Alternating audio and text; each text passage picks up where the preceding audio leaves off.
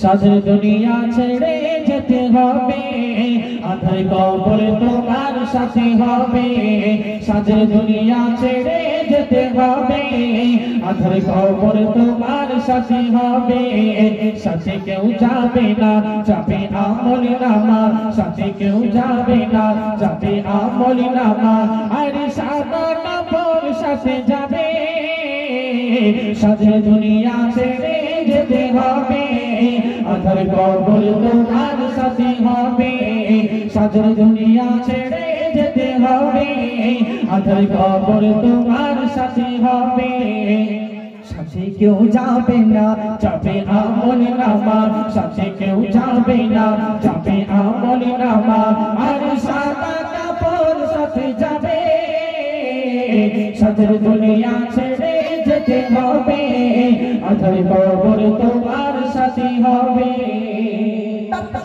আমাদের বাড়িতে যখন একটা মাইয়াত মৌতের সময় যখন কাঁদতে থাকে সারা আত্মীয় স্বজন পাড়া প্রতিবেশী সবাই এসে মাইয়াতের কাছে কি করে কবি একটু শোনো। ছোট বন্ধু স্বজন শুধু দেখবে তখন, ছোট বন্ধু স্বজন শুধু দেখবে তখন, যখন আসবে মরণ বন্ধ হবে নয়ন। ছোট বন্ধু স্বজন শুধু দেখবে তখন, ছোট বন্ধু স্বজন শুধু দেখবে তখন, যখন আসবে মরণ বন্ধ হবে নয়ন।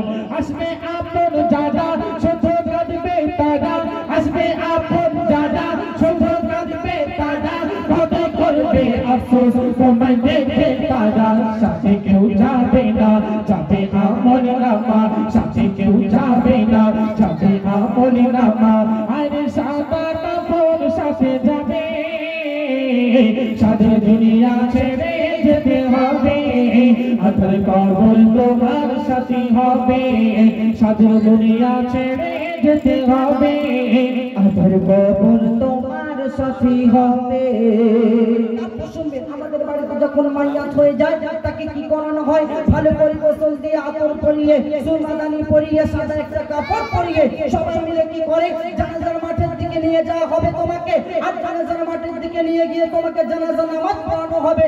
তারপরে সবাই দলে দলে তোমার পিছু পিছু আসবে। মাইয়াত মনে মনে ভাববে, হাই হাই এতগুলো মানুষ আমার সঙ্গে যাবে, আমি খুব খুশি। কিন্তু যখন সব মানুষ সাইড কেটে কেটে চলে যাবে, দুটো মানুষ যখন তোমার কবরের মধ্যে তোমাকে শোয়ানোর জন্য লাগবে, আর একজন করে যখন উঠে আসবে, তখন তোমার কি হাল হবে কবি একটু শোনো। তোমায় গোসল দেবে, সাদা কাপড় পরাবে।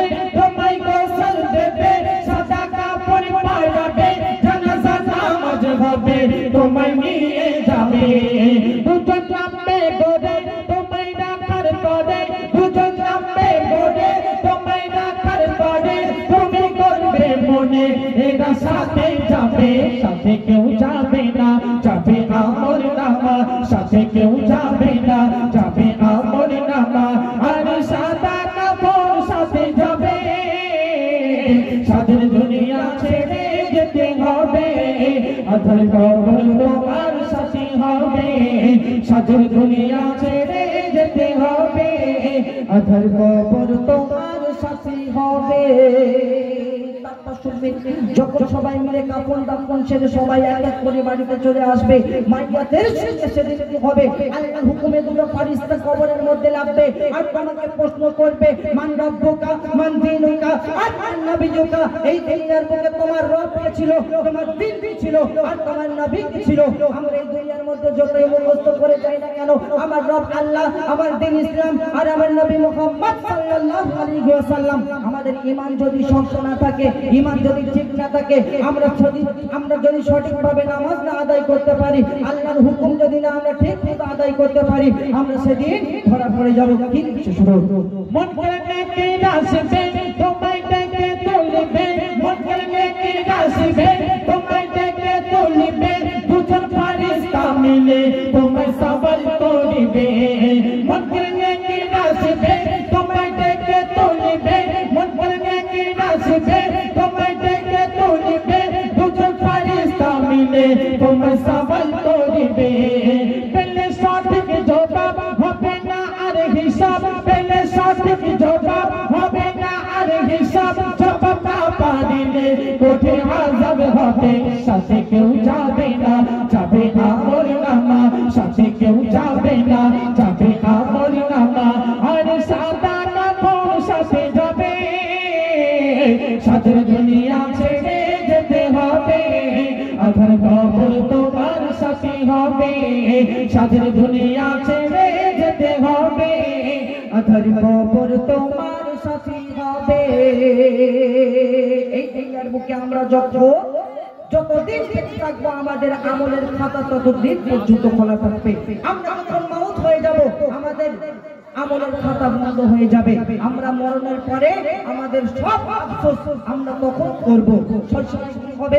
কবি কিছু শোনো। মরণ আসার আগে সামান বানাতে হবে মরণ আসার আগে সামান বানাতে হবে মরে যাওয়ার পরে আমল বন্ধ হবে মরণ আসার আগে সামান বানাতে হবে মরণ আসার আগে সামান বানাতে হবে মরে যাওয়ার পরে আমল বন্ধ হবে তাই কবি রহমাতুল্লাহ বলে ও গো আল্লাহ কবি রহমাতুল্লাহ বলে ও গো আল্লাহ যেন বলতে পারি দেখে আমল তোদের সাথে কেউ যাবে না যাবে আমল নামা সাথে কেউ যাবে না যাবে আমল নামা আর সাদা কাপড় সাথে যাবে সাথে দুনিয়া ছেড়ে যেতে হবে আধার কবর তোমার সাথে হবে সাথে দুনিয়া ছেড়ে যেতে হবে আধার কবর